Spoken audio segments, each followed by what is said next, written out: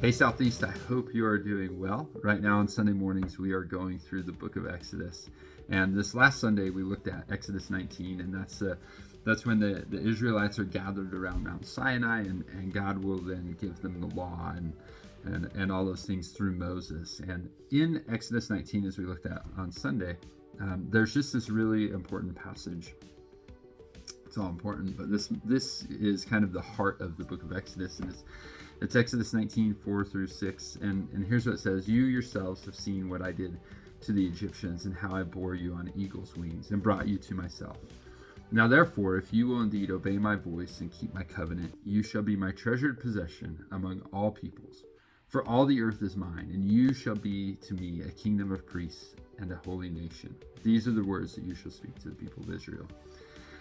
So God is telling Moses to instruct the Israelites in this, but here's why this is so important, is that it sets out the pattern of salvation for God's people. It sets the tone, it sets the order of salvation, it sets the relationship in place. And if you notice in verse 4, it talks about the saving grace of God. The Israelites cried out to God, and God heard their cries, and he rescues them out of slavery, out of bondage, out of Egypt, and is moving them into the promised land. Here's the thing, the Israelites didn't do anything. It was just simply an act of grace. And that metaphor that he uses, that he bore them out on eagle's wings, is a testimony to that. They didn't do anything. It was all God's work, right? I mean, that it was simply an act of grace. And then he goes in, out of that act of grace, then he says, now, therefore, so because of that act of grace, if you will indeed obey my voice and keep my covenant, so you have this relationship, I have saved you by grace. Now, because of that, if you obey me, then you will receive these blessings. And the blessings are that you will be my treasured possession among all peoples. For the earth is mine, and you shall be to me a kingdom of priests and a holy nation.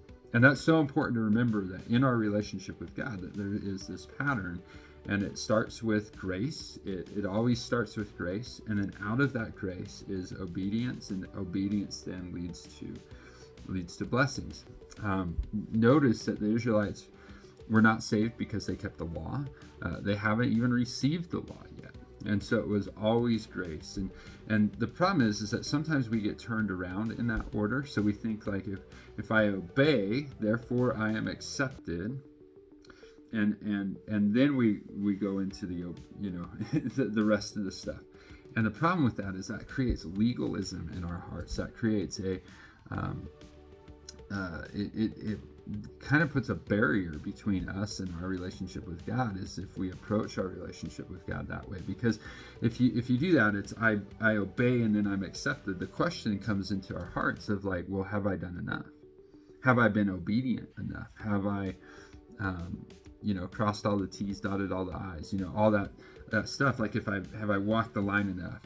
But here what he's saying is that you and I can have a different relationship with God. You and I have a relationship that's not based on works, because it's found in Jesus. Jesus is the one who did the work for us. He gave us his righteousness. He fulfilled the law for us. And so when we have that relationship, we recognize, just as the Israelites did, that it's an act of grace. It's all because of what Christ did. And then out of that grace, out of that mercy, out of that steadfast love, out of that kindness, because we know that God has our best intentions in mind, because we know that God died for us, how much more so now that he is alive, that when we obey him, we're obeying him because he loves us so deeply. So it's grace first. I am accepted, therefore I obey.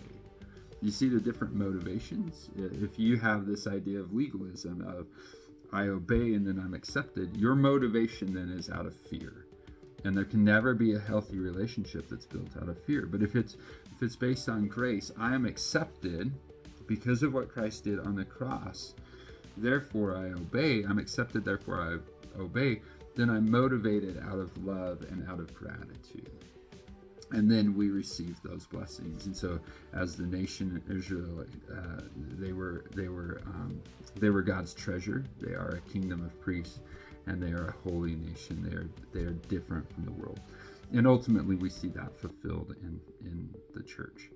So just think about that. What are you building your relationship with God on? Is it based out of fear? I obey, therefore I'm accepted, or is it healthy and it's I'm accepted, therefore I obey? And the relationship that we have with God is built on love and gratitude.